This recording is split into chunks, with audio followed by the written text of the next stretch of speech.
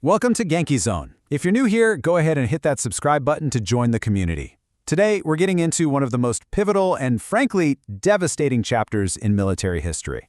We are unpacking Operation Barbarossa and the massive strategic failures of Nazi Germany. That's right. We're going to see exactly how a military machine that seemed, completely unstoppable in 1940 basically dismantled its own success. And spoiler alert, the main ingredient of this total collapse wasn't just battlefield tactics. It was absolute blinding hubris. Okay, let's get right into this. The military theorist Karl von Clausewitz once said, "Everything in war is very simple, but the simplest thing is difficult." Back in the summer of 1940, Hitler was practically the master of continental Europe. After these incredibly rapid victories, Germany just looked invincible. But behind that facade of speed and simplicity, they were secretly building this incredibly fragile foundation of sheer arrogance.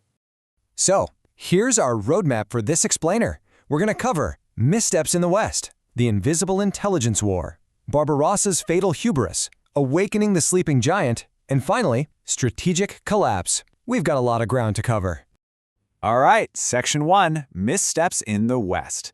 It's fascinating because even while the German war machine was moving with this staggering speed across Europe, fundamental strategic misjudgments were actually already taking root. Exactly. Just look at this number, 338,226. That is how many Allied troops were successfully evacuated right off the beaches of Dunkirk. And why was that even possible? Well, on May 23, 1940, with his panzers literally just 18 miles from the port, Hitler issues this infamous, totally irrational halt order. So instead of capturing over 250,000 British soldiers and potentially knocking Britain out of the war entirely, the German High Command hesitates. They basically gifted the Allies precious days to pull off the most famous sea lift in modern history. We've got to pause and ask you guys, do you think capturing those British forces at Dunkirk would have ended the war right then and there? Let us know down in the comments. We always love reading your theories on this stuff. Following that colossal missed opportunity, we see another massive miscalculation, the Battle of Britain. The German High Command just vastly underestimated British aircraft production and, of course, their cutting-edge radar networks. They kept constantly shifting their targets and in the process sacrificed over 1,800 aircraft and countless experienced pilots. It was just a complete failure to respect the enemy's capabilities. Which brings us to Section 2, the invisible intelligence war. We're shifting from the skies over England to the freezing waters of the Atlantic, where a completely hidden war was quietly turning the tide. Yeah, the German Navy was operating with absolute hubris here. They firmly believed their Enigma cipher machine was completely unbreakable, like untouchable. Meanwhile, the Allied reality was the Ultra program. Working in absolute secrecy over at Bletchley Park, brilliant minds like Alan Turing were actively cracking these codes, gaining full access to German U-boat locations and their attack plans. And this brilliantly illustrates the impact of that secret victory. Back in 1942, without the decryption, U-boats were just devastating Allied supply lines. But by late 1943, with Enigma cracked, the sinking rate plummeted to just 1/6 of what it had been. Because the Germans literally never realized their codes were compromised, the Allies could just seamlessly reroute convoys and go on the offensive, starving the Axis of a massive naval advantage. All right, Section 3, Barbarossa's fatal hubris. This is where we arrive at the true climax of German overconfidence, where Hitler's massive ego leads to the monumental decision to invade the Soviet Union. I mean, history had already taught a very harsh lesson about invading Russia, courtesy of Napoleon way back in 1812, but Hitler, who was totally blinded by his rapid victories in the West, completely dismissed those historical warnings.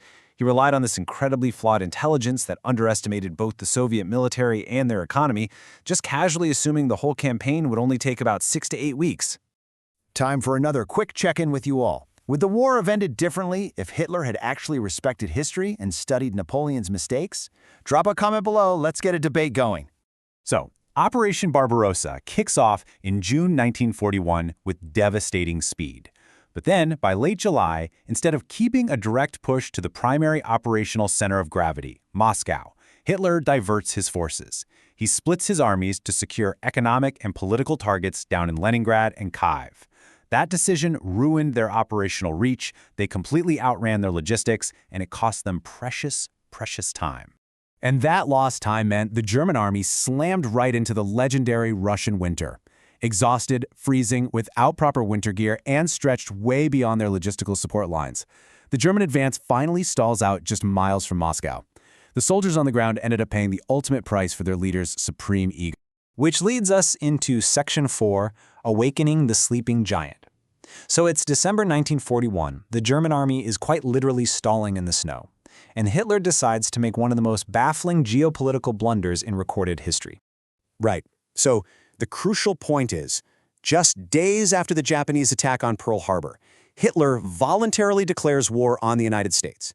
Germany had absolutely no treaty obligation to join Japan's offensive war, yet Hitler vastly underestimated American military and industrial potential. By actively inviting America into the European theater, he efficiently locked Germany into a massive, unwinnable two-front war against the combined might of the world's greatest economic powers. Seriously, we have to ask, if Germany hadn't preemptively declared war, do you think the US public would have demanded the military focus solely on Japan? Share your thoughts in the comments. It is such a fascinating historical what-if. Okay, Section 5, Strategic Collapse. Fast forward to 1942. Even after the brutal setbacks of the previous winter, the Wehrmacht prepares for another big offensive. But hubris is about to strike again, and this time, the damage is permanent. It's a completely catastrophic sequence of events. First, Hitler splits his forces yet again during Case Blue, aiming for the Caucasus oil fields, but simultaneously driving towards Stalingrad.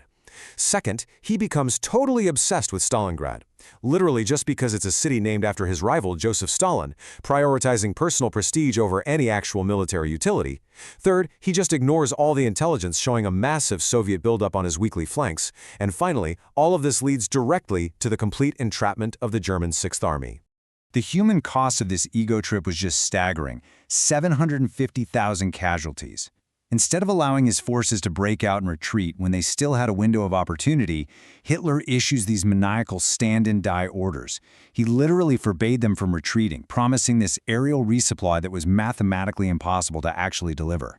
So, the starved, freezing, completely abandoned remnants of the Sixth Army finally surrendered in February 1943. 91,000 men were taken prisoner. It was the greatest single disaster in German military history, and it completely shattered whatever was left of the illusion of German invincibility. Before we wrap things up today, we want your final take. Was Stalingrad the ultimate turning point of the war, or was Germany already doomed the exact moment they crossed the border into Russia? Let us know in the comments. Now, what's really interesting about this slide is what happened shortly after Stalingrad, because in the summer of 1943, Germany gambled everything on one last massive offensive at Kursk, and it failed completely. Kursk permanently ended Germany's ability to attack in the east. From that exact moment on, the momentum swung entirely to the Soviets, and it pushed the Germans into a relentless retreat all the way back to Berlin. We're going to leave you with this final provocative thought to chew on. What happens to empires when their leaders choose to believe their own myth of invincibility at the expense of reality? From the halt order at Dunkirk to the frozen ruins of Stalingrad, Germany's strategic failures weren't just matters of logistics. They were profound, devastating lessons in the fatal cost of hubris.